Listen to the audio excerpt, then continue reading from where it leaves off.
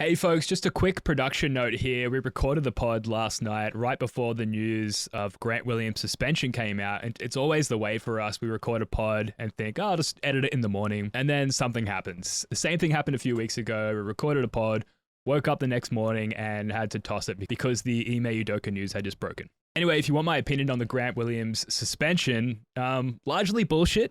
I will say. I've zapruded the footage and I think it's pretty clear that the contact is unintentional. I get that the NBA, they feel like they need to send a message and have a hardline stance. How about send a message that you're not completely incompetent when it comes to things like this? Meanwhile, we're really going to miss Grant in this upcoming game against the Cavs. Obviously, he's a key part of the rotation now, but just with the size of the Cavs, it probably wasn't unreasonable to think that Grant might have started in this game or at the very least played really heavy minutes. Now we're likely to be subjected to more Noah Vonleh, which is increasingly a bad thing. Anyway, plenty of discussion on that in this podcast, among other things. All right, that's it. Enjoy. What is up with the Celtics defense? Nikola Vucevic looks like Moses Malone as the Bulls come back and beat the Celtics, and Jaylen Brown parts ways with Donda Sports. Good call, Jaylen. All of that next on First to the Floor. Who's going to be first to the floor here? And it was Marcus Smart, as he usually is.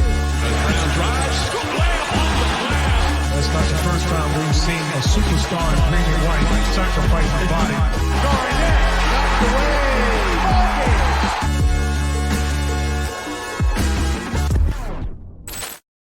Hey, welcome back into another episode of First to the Floor. Ben Vallis here. Thank you for joining us. Hope you're doing well, which you may not be if you're dwelling on this last game against the Bulls. Pretty brutal turn of events there. Joining us to talk all about it, our New Zealand correspondent, Joe, a.k.a. No Scrodes McFly.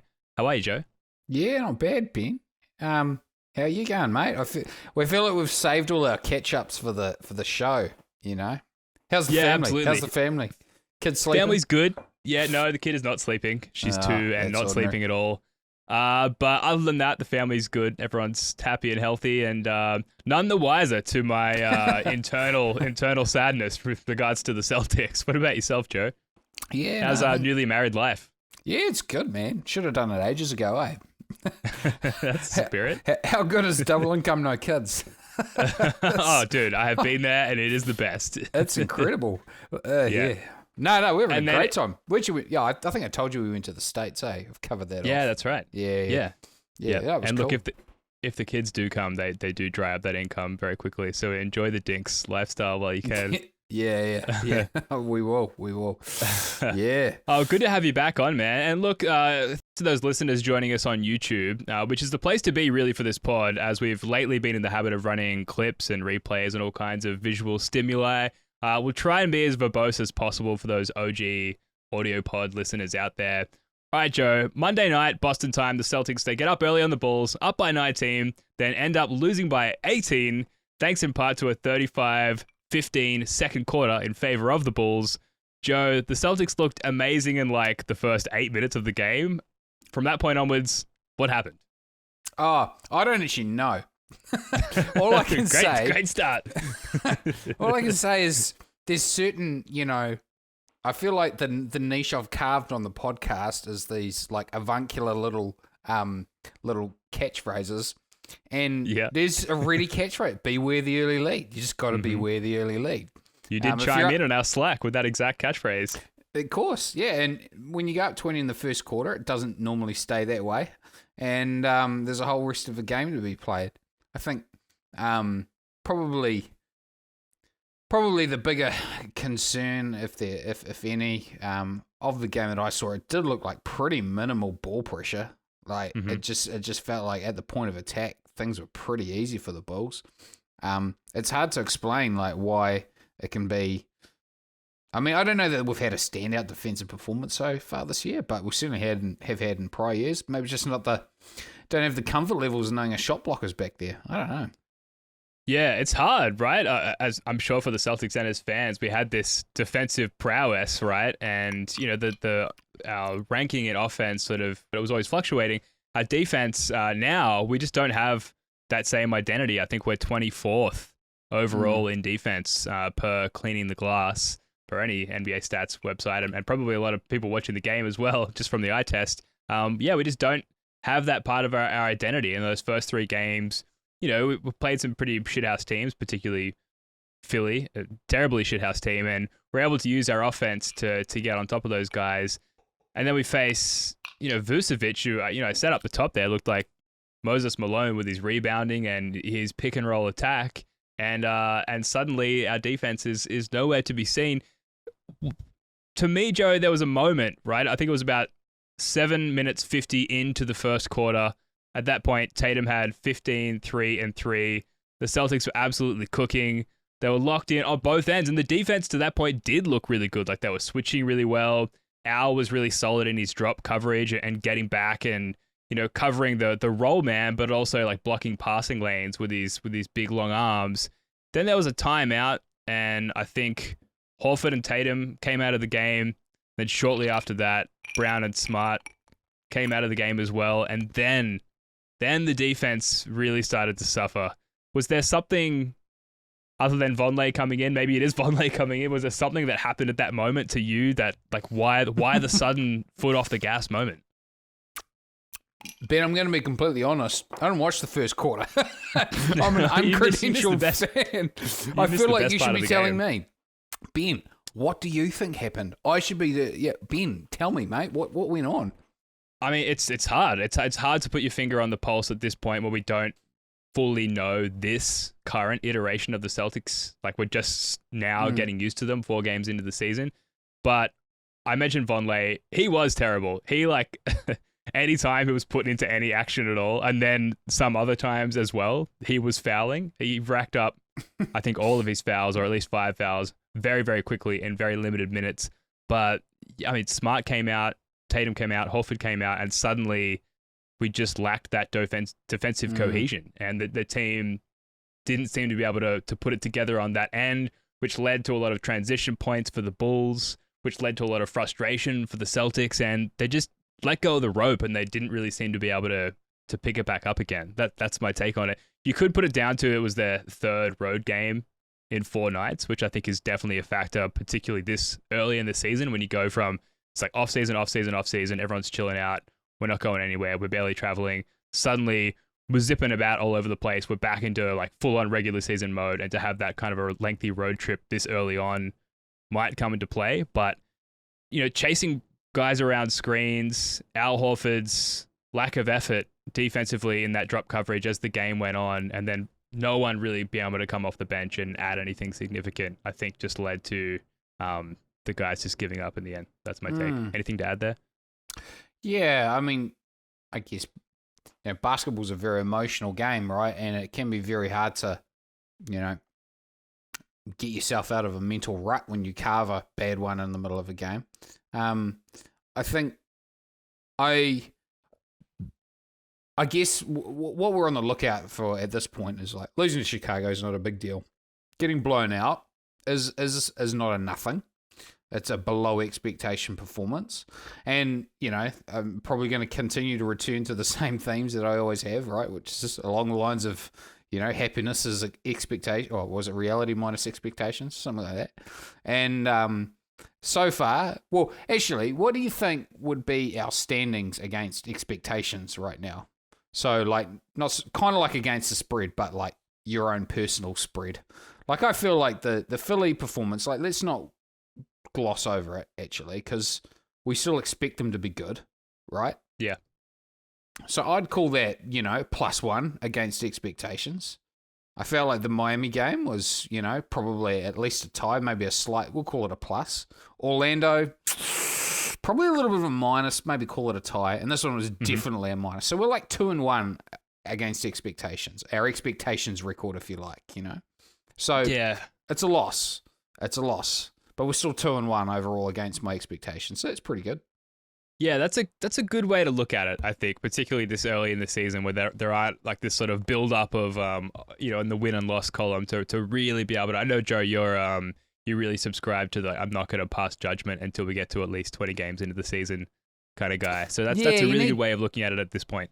You do need 20 games to know, but of course, as we're saying in the group chat, it's useless to anybody like having a take after it's obvious to everybody, right? Yeah. Like it's like it's like, you know, like if I was to tell you that Michael Jordan's the greatest player of all time, it's not that useful a piece of information to you at this point.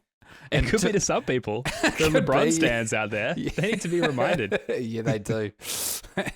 But you know what I mean? It's like if you're gonna have a useful bit of information, you kind of got to be a little ahead of the curve. And so you got to try and see things happening early. I would say I'm disappointed to see a blowout this early. But if it's the only blowout we have in 20 games, that's okay. But if get to, you know, say we're 12-8 after 20 games, and five of the 8 losses have been really bad, I'll be ringing the alarm bells for sure. You know, I'll be saying this team's not what I thought it was because it's below expectations. At this point, it's okay. We're okay against expectations, I think. Yeah, so gut feeling based on what you've seen so far, particularly in this Bulls game, like, are you dreading this upcoming game against the Cavs, for example, or has it really deviated the course of your expectations as far as like what you think we're going to see over the next couple of weeks from this team? No, I still think we should be my expectations are that we'll be one of the best, if not the best team in the regular season. It's pretty hard, actually, like as a fan, like, these sorts of seasons when we're expected to do good, because it's all downside, right? Like if we win 55 games, I'm not going to be like just ecstatic about the season, right? It's going to be kind of at roughly expectation, you know, maybe a little more. I know it's more than the Vegas over-under thing, but yeah. Do you know what I mean though? It's like all downside risk against expectations in seasons like this, because you've got high expectations to start with. How are you managing that, Ben? I feel like we need to prep you. You know, we need to give you some tools in your mental toolbox to help you get. That's the only reason season. I do this podcast, is to be prepped by people such as yourself and the other guys.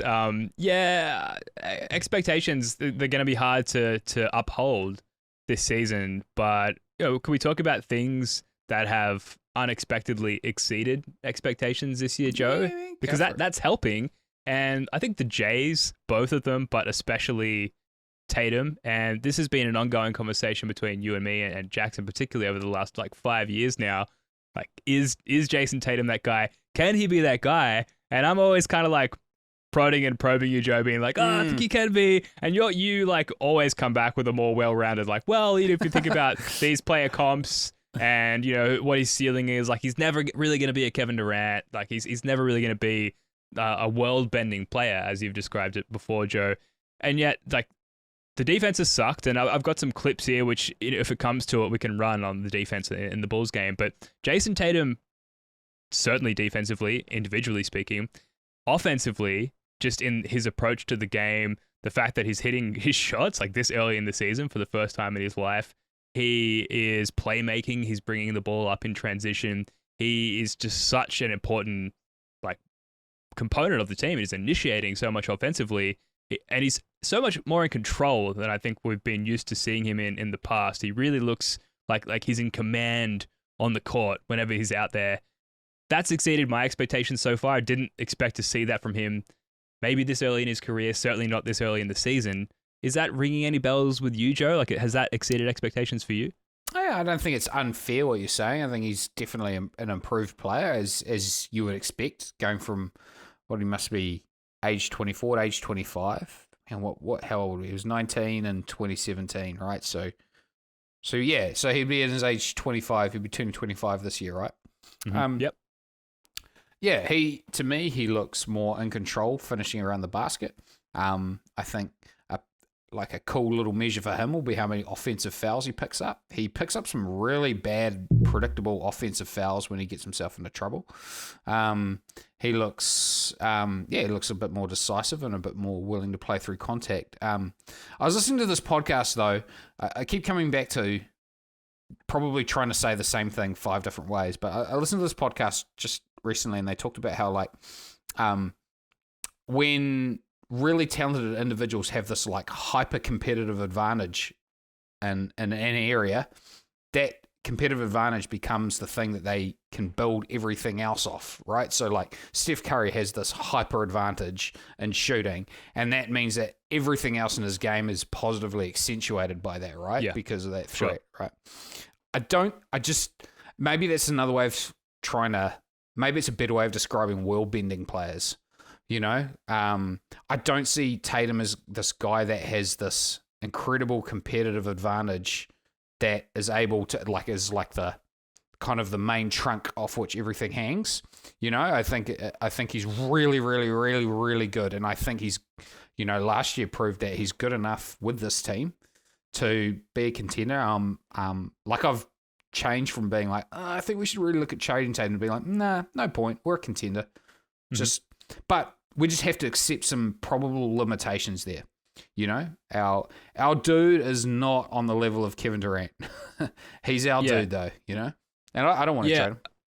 I hear you. Like his skill level in so many attributes of his game has really rocketed up, but none of them have really skyrocketed to your point, Joe. Where it has its own gravity that he can kind of work off of. That someone defends that part of his game so hard that he can get into other parts of his bag. If knowing his game well, we are unofficial experts of the Jays, having watched them such high focus, credentialed experts on this. Now. If there are credentials on the Jays, we deserve them. That is 100% factual. What part of his game do you think could emerge, or if you had to pick a part of his game that might emerge to that elite, has its own gravity style level? What part of Tatum's game could you see getting to that point? Yeah, great question. I'm going to ask it of you. I was going to rip off of you. Okay. Well, I'll volunteer an answer. I think the most obvious thing the thing he's closest to is as a shooter off the dribble. That's what he's closest to. But I say that, and then on the other side of my mouth, I'm saying, but I don't think he's not Curry shooting off the dribble. He's got great size, but he's not 7 foot. He's 6'9", 6'10". All these things are really good in the makeup of a really good player. Closest though, it's not playmaking.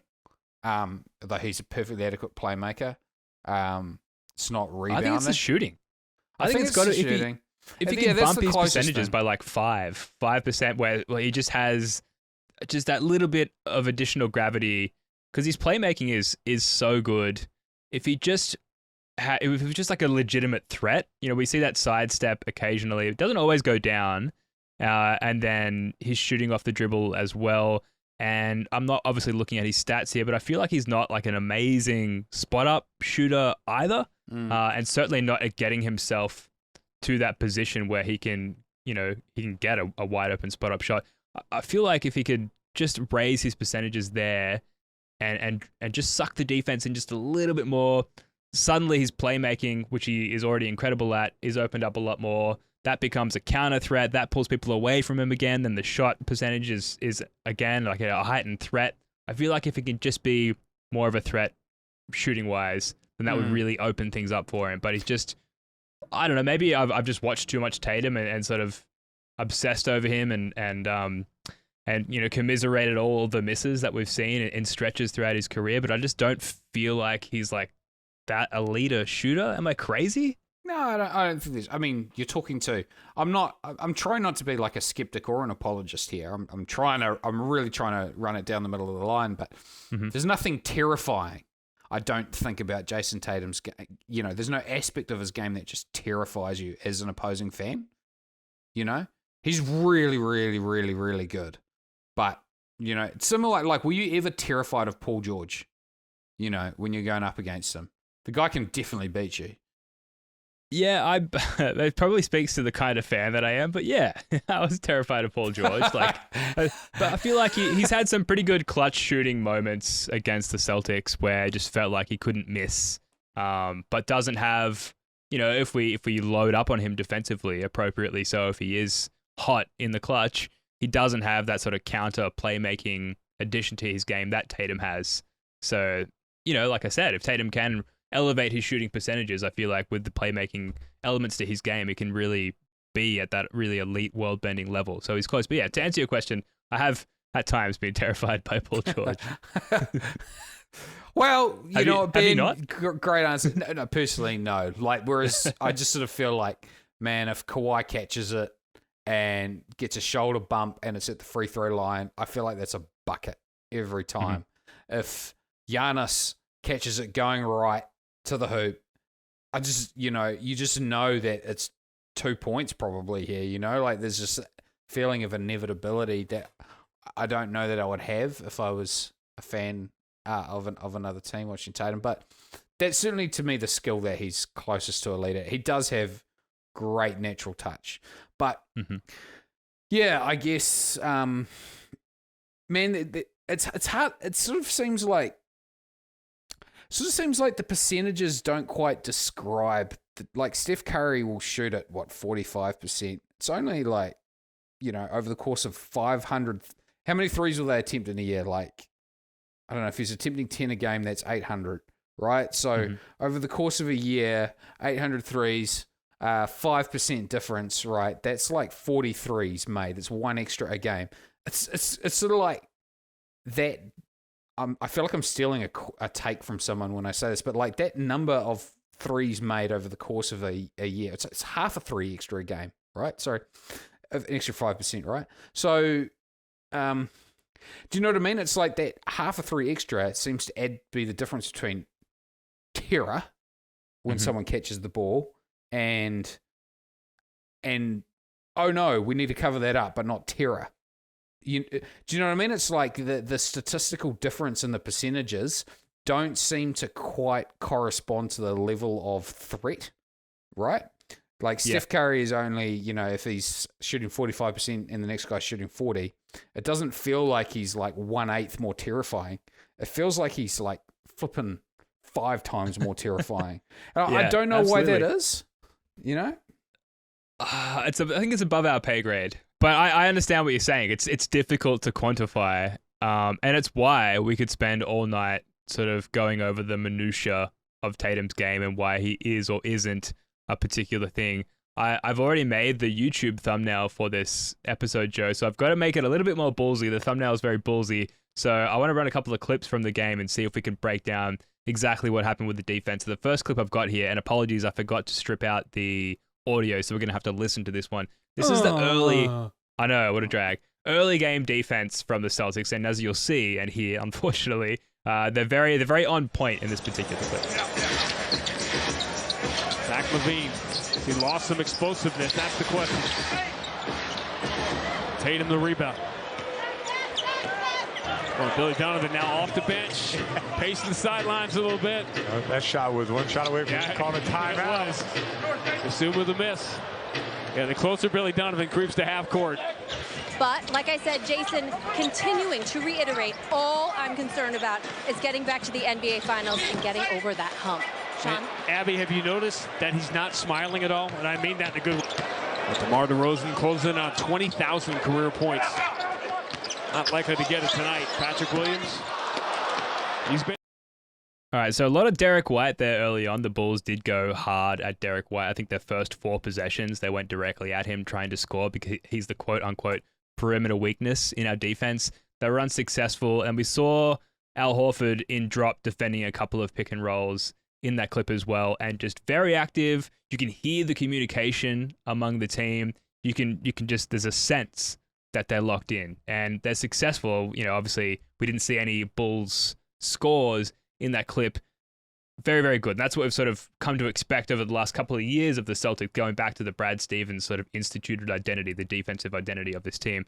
Now I'm going to run a clip from the defense as soon as just later in the first quarter, and we'll make a comparison. So there's no audio on this clip, so I'm going to talk over it. But essentially, we can see Grant Williams shit the bed there and get well up in the sky. But then you see Marcus Smart dropping back to defend Dosunmu there, and just like there's no effort in his coverage. And then similarly here in defense, Sam Hauser just like needs to get the fuck back and defend the rim. Just doesn't as well. He needs to stop the ball. Like, that's what they teach you, right? Like, in fast break defense, stop the ball, make it, get rid of it, Yeah, so to me, it's an absence of effort. We see Al Horford just get trucked over there trying to defend the pick and roll. Again, like we saw a very similar action in that first clip. He had no trouble defending it. Now he's just getting completely trucked over. And unfortunately here, we haven't seen a lot of it, but Sam Hauser getting exploited defensively by Zach LaVine there. So a few holes in the defense, and Sam Hauser can put in all the effort in the world, and then Al Horford getting backdoor cut there is just not something you come to expect from Al Horford of all the players on the team. And with Rob Williams out, Horford's playing that sort of anchor role and in drop. And like the idea of drop is that you're dropped back. So you shouldn't really be getting backdoor cut in that scenario. And yet he was. So they went up a lot. Just, I guess, to tie a bow on the Bulls game here, Joe. They went up by a lot. There was a timeout. Some key players went to the bench. And then from that point onwards, there was just a total lack of clarity, a total lack of effort. And unfortunately, despite their best efforts in the third quarter, despite Marcus Smart's buzzer-beating 3 to end the second quarter, to end the first half, they just weren't able to come back. So, the takeaway question, and we've kind of talked about it already, Joe, is like, how worried are you based on that performance going forward? It sounds like between the two of us, like neither of us are particularly worried. Is that fair to say? Yeah, I'm not particularly worried, but it's not nothing, man, getting blown out. Like, good teams don't tend to get blown out like that. But yeah, it kind of reminded me of one of your best gags. I feel like, Ben, is the Seinfeld reference. You can take the lead, but can you hold the lead? Apparently not. Yeah, it's hard. Yeah. So, but it did look very sexy there in those first 7 minutes and 50 seconds. The ball was really zipping around. The boys were really looking good. And Tatum, we've talked about him a lot already, was really at the forefront of all of that. So just put that together for 4 quarters. Easier said than done. And I'm excited for the Cavs game coming up. The Bulls also beat us 60-45 on the boards and had 14 offensive rebounds overall. And I think Nikola Vucevic, who's not exactly like a down in the post, bruiser. You know what I mean? A bruiser. Thank you, Joe. He's not exactly a bruiser, is he? That's concerning, though, right? That a guy as, forgive me, but soft as Nick Vucevic can really bang that hard down low against us. You think Nick Vucevic is as soft as the C sound in Vucevic? Although there's two C's. There's 2 C's, and one's hard and one's soft. Yeah, that's right. Maybe that's the conundrum of Nikola Vucevic. You gotta step up your cultural European name pronouncing knowledge there, Joe. I think rebounding's been an issue for us since at least we started podcasting, and it's going to continue to be. It's the most infuriating part of watching a game as a fan. If we're not getting turnovers is like probably going to be the lifeblood of this team while Rob Williams is out, I think. Yep. Yeah, so we've got to force turnovers, and that's going to require ball pressure. And Al Horford and drop. I just wonder what that does for us mentality-wise. Like, you showed some of the early clips, and honestly, one of them was Al Horford was in drop, Derek White goes under the screen, and they just missed. And sometimes being lazy on defense can kind of have this effect where the offensive team gets lazy, or at least that's how it kind of works in pickup. It's like if you don't close out, sometimes you get better results. Yeah. Shit gets wickets, as they say in cricket. Yeah. I was definitely one of those, just floating up my poor leg spin. Everyone lines up to have a crack. Off my 2 overs, I'd get 2 wickets for 40 runs, Yeah, old mate closes his eyes, has a big swing at the ball, and you look like a genius. Yeah, absolutely. Put 3 guys at mid-wicket. Yeah. Yeah, yeah. I thought in that early clip, the clip of the early defense, you talk about Derek White going under the screen. I thought that one of the reasons I wanted to show that is because I thought that his hustle back to the point of attack after going under the screen was really clearly defined, it was obvious. And then in those later clips, there was just a softness and a lack of urgency. So I thought that kind of really illustrated what was going on with the Celtics. And you want to say it's correctable. You watch film and the feedback from the coaching staff, defensive coordinators, just need to try harder in these situations. But then we're dealing with 20-year-olds out there constantly. Can they implement the try harder approach at all times? Remains to be seen. At least this team, we know they've got good defensive chemistry. They've put it on display. There's a pretty good sample size of them being adequate defenders, even without Robert Williams. So you'd like to think of this as a blip, as an anomaly. You can tell I'm trying to comfort myself here, Joe. Hey, man, But, we'll see. Just give it 20 games, all right? If it's an anomaly, it'll be an anomaly after 20 games. Yeah, well, we'll get you back on after game 20. yeah, that's probably when I'll be on next. Yeah. Yeah. Well, look, some stats here before we move on to some other unfortunate aspects of the Bulls game in multiple ejections. So I mentioned the Celtics. Maybe I didn't mention this. The Celtics are 4th in offense. I think I did, per cleaning the glass, 119.6 points per 100 possessions. 24th ranked defense, 117.8 points allowed per 100 possessions. Joe, can you guess who's last defensively per cleaning the glass? I know it's not the Lakers. Aren't they like first or something random like that? What? I don't know. I was only looking at the bottom and gawking. I didn't have a look at the Lakers, unfortunately. I'm a casual NBA fan. I'm a fan of the Boston Celtics, so I'm like, ugh, who really sucks? Who do we hate? It's an Eastern Conference team. Philly. We hate Philly. We hate New York. Well, we do hate them, but it's not Philly. It's the Nets. Do we hate Toronto? I I actually love Toronto. It's the Nets. It's the Nets. Oh, yeah. We hate them too. Yeah. Yeah, they added that big defensive wing, who was meant to elevate their perimeter, all He's forms of defense. Great Australian. Hasn't really had much of an impact. So there you go. We're not doing the Schadenfreude report on tonight's podcast, so just a little dipping our toes there. The Celtics are 26th in pick and roll score frequency defensively. So teams are scoring on 47.5% of their pick and roll plays against the Celtics. And then That's we're 16th. Pretty good efficiency, man. Yeah, for our opponents. That's great. Props to them. But we are, pardon my French, fucking up our defense on pick and rolls. And then 16th overall in second chance points allowed, which I thought was surprising given the amount of offensive rebounds that we're giving up. Well, look, very quickly, we had some ejections in this game. We'll start with a clip of Joe Mazzulla, first-time head coach, 4th game ever as a head coach in the NBA, being ejected from the Bulls game. Into the teeth, and might be fortunate that he got free throws out of that. Yeah, look at Tatum. I agree with Tatum. Vucevic. Oh, my goodness. What is going on here? Mark Davis just teed up Joe Mazzulla, and he's got thrown out. Wow. Mark Davis just threw Joe Mazzulla out of the game. So it seems from watching that, the point of contention for Joe Mazzulla was that Vucevic acted in a certain way, an emotional sort of reaction to the play that had gotten Jason Tatum, I think, teed up earlier in the game. And then Mazzulla runs out and sort of, makes a big fuss of things. I've got to quote him. Mazzulla went onto the court and made, quote, unsportsmanlike comments that led to the first technical. Davis said that he got a second technical because he continued to point and complain. Did you think the refereeing in this game was dodgy at all, Joe? Because that was a lot of the conversation online as the game was going on. And did you think that Mazzulla... Well, no. I mean, we've all seen the documentary, but you know what I mean. Did you think that Mazzulla deserved to get thrown out of this game? Yeah, why not?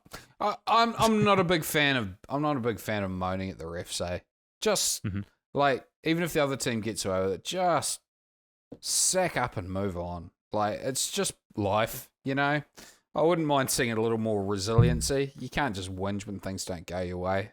Just play on, man. Put their energy into maybe, I don't know, like putting pressure on the ball, Just stay aggressive. Don't moan, man. It's so counterproductive, Like I don't know. I don't know why players do it, Like it's one thing to have an emotional reaction, like I can kind of relate to that. I just don't understand like moaning and moaning and moaning. So go ahead, tee him up. Get it. Teach him his lesson early on. As far as I'm concerned, way better. Well, how's that for a hot take? Scorching. In the case of a coach, though, like we've seen this with all the best coaches going back to the like across all sports as well, like the idea of riding the ref, And so I feel like Joe's entitled to that to some degree. And then I just get confused when people talk about Joe now. When you hear your own name, you're like, yeah, what did I do? Yeah. Ben Bentle never made the team, or Ben Pepper for that matter.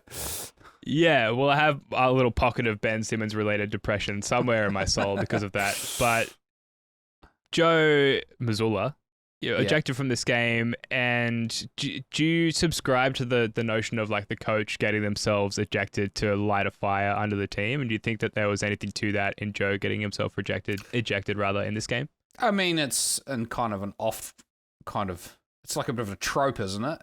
You know, like I suppose. yeah.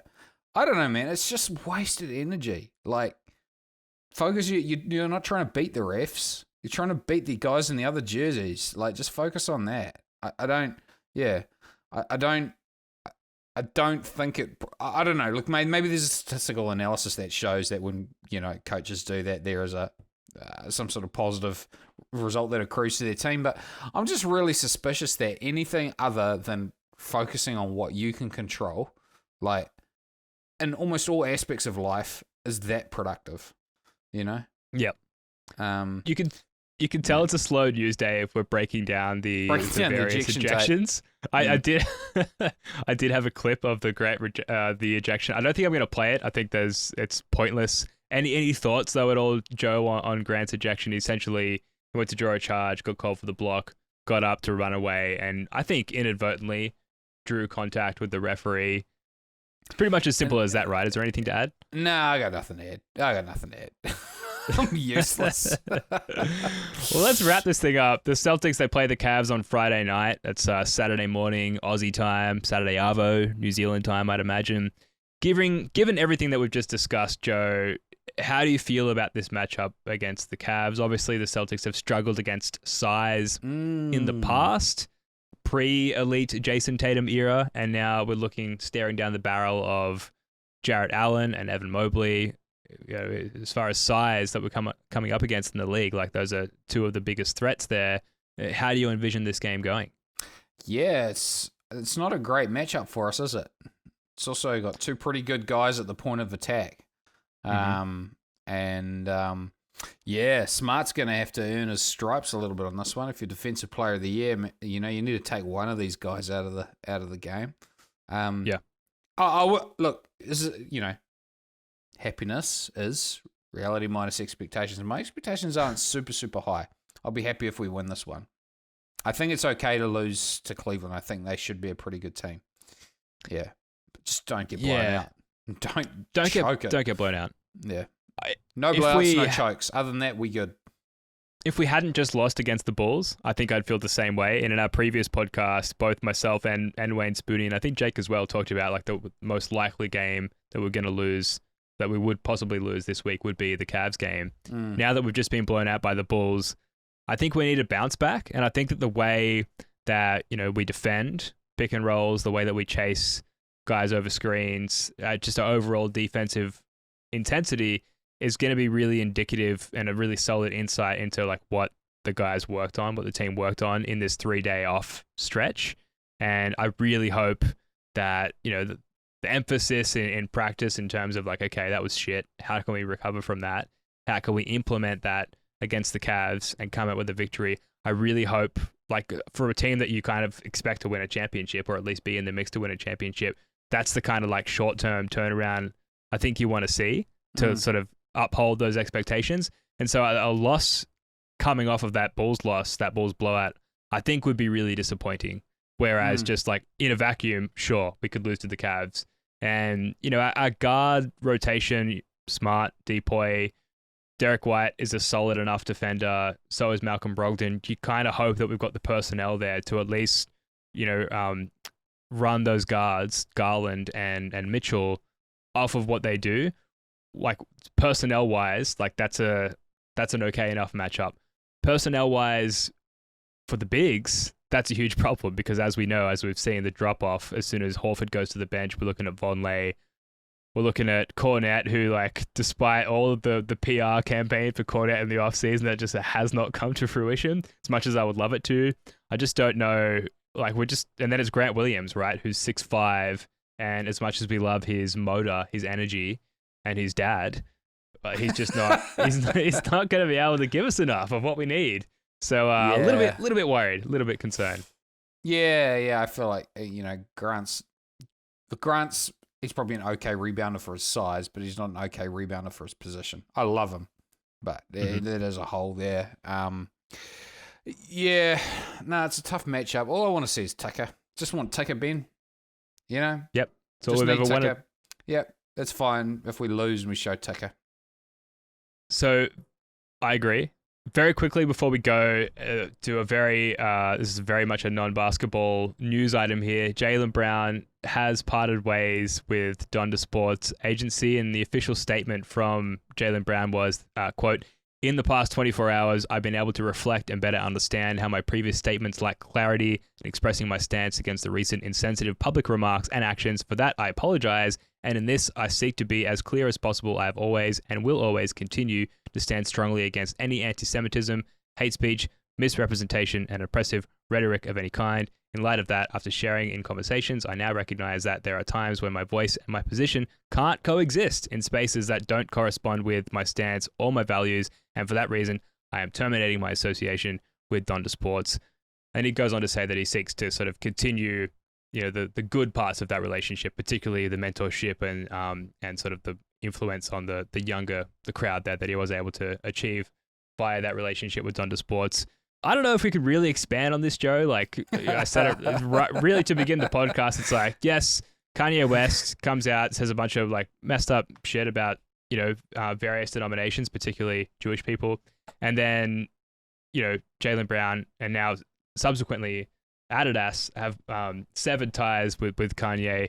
And really the takeaway is just like, well, good, right? Like you probably should have done it sooner, but I guess it's a win for Celtics fans and Jaylen Brown fans and Jaylen Brown personally with all of the recent anti-vax stuff that's sort of like finally emerged, and it's been clear like who maybe the anti-vaxxer on the Celtics was. That sort of cast a bit of a dark cloud over Jaylen Brown, and then his like unwillingness to immediately part ways with Kanye's sports agency here. Now he's finally made the move. It feels like just a bit of a much needed win for Jaylen. I've got lots of half-formed thoughts. So it's probably... give us one of them. Well, okay, one half-formed thought is I think there's been this real narrow like capacity for forgiveness of public figures lately. And like there will be a school of thought that says, well, if you didn't drop Kanye straight away or you made unclear statements straight away, you're kind of, Jaylen Brown's sort of forever tainted as a, maybe if not a racist, an enabler of a racist. And I don't think that's that productive, in our public discourse. I think people should be able to change. But I also think that people should be able to, like, Jaylen's a weird dude, man. Like, he's a weird guy, and people are going to kind of slowly realize that to me more and more. He's probably a really interesting guy. He's probably the most interesting guy to talk to on the Celts. Mm-hmm. I would imagine, if we were to bowl up to him, we'd probably be able to talk to him quite easy. I also, if he does have some view, like, he's probably anti-vax, guys. Man, let him be a little bit too, like it's not like, man, we don't have to crucialize everything, right?